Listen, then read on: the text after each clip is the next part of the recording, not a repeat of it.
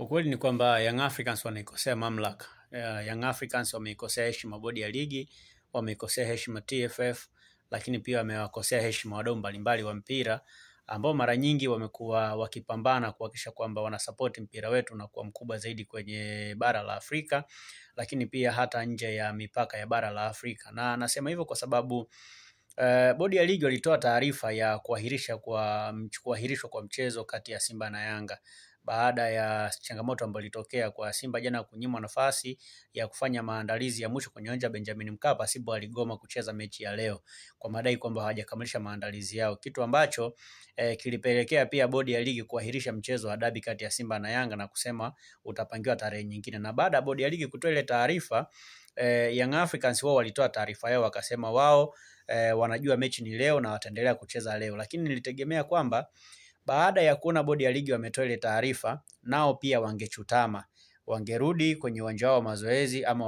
wangevunja kambi, halafu wasubiri mpaka siku ambayo bodi ya ligi watapanga upya tarehe ya mpya ya dabi ili mechi iweze kuchezwa vizuri. Lakini cha kushangaza ni kwamba pamoja na kwamba bodi ya ligi walitoa taarifa kwamba mchezo umeahirishwa, lakini Young Africans kama club bado imeendelea na utaratibu ule ule wa kutaka mechi ichezwe na tayari wamewasili Benjamin Mkapa kwa ajili ya mchezo wenyewe wa dabi. Sasa cha kujiuliza ni kwamba hawajaiona taarifa ya bodi ya ligi ya mchezo kuahirishwa au wameiona lakini wamefanya makusudi? Hizo ndio dharau zenyewe ambazo nazizungumzia kwamba wameidharau bodi ya ligi, kwa sababu naamini kwamba hata kama kuna watu ambao hawajaiona, lakini siamini kwamba viongozi wote wa Young Africans hawajaona taarifa ya kuahirishwa kwa mchezo na bodi ya ligi. Lakini pia hata kama hawajapewa taarifa official na bodi ya ligi wenyewe, siamini kama hawajaona hizo taarifa kwenye mitandao ya kijamii, kwa sababu naamini kwamba viongozi wa Young Africans ni watu pia ambao kwenye mitandao ya kijamii wapo, wanapita naona kile ambacho kinaendelea kwenye mitandao ya kijamii.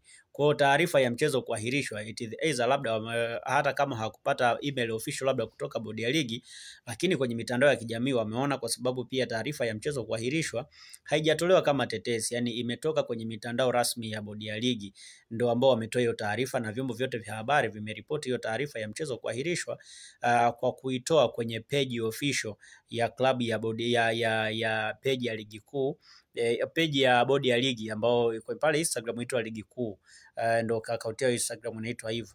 Kwa hiyo lazima watakuwa wamekutana na hiyo taarifa.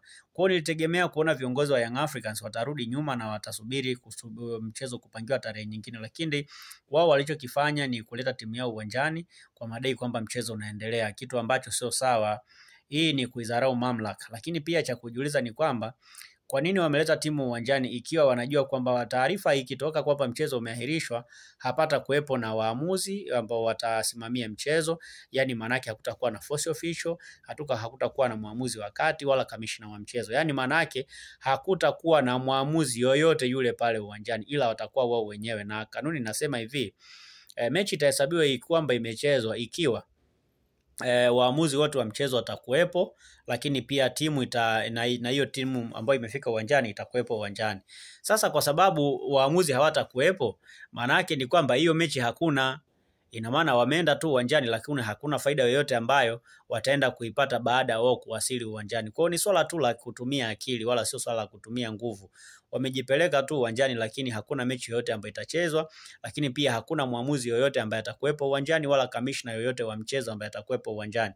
Kwa hiyo Young Africans wameidharau bodi ya ligi na TFF kwa ujumla, lakini kwa kile ambacho wamekifanya ni kujipotezea muda, kwa sababu wameenda pale lakini hakuna ambacho watakifanya na watarudi kama ambavyo wamekwenda, na wala haitaathiri mtu mwingine yote zaidi ya wao wenyewe ambao wamejipotezea muda. Nadhani kwa muda ambao walitumia kutoka Avic Town kwenda pale Benjamin Mkapa, wangewapa ruhusa wachezaji wao kila mmoja aondoke nyumbani kwake, kwa maana kuwapa mapumziko mafupi ili wajiandae na michezo mingine inayokuja. Lakini kwa hiki ambacho wamekifanya, wameonesha wazi kwamba sio watu ambao wanaheshimu bodi ya ligi, lakini pia hawaheshimu mamlaka za soka, na ndio maana wameamua kutoka kule kuja kwenye mchezo, pamoja na kwamba tayari bodi ya ligi ilishatangaza kuahirisha mchezo wa dabi kati ya Simba na Yanga, mchezo ambao of course ni mchezo muhimu sana kwenye mpira wetu wa Tanzania, na ndio mchezo pia ambao unalitangaza vizuri soka letu la Tanzania nje ya ndani ya Tanzania na nje ya mipaka ya Tanzania. Kwa bila Simba na Yanga ligi yetu haiwezi kuwa kubwa by the way. Kwa hiyo tunaheshimu hizi timu mbili, lakini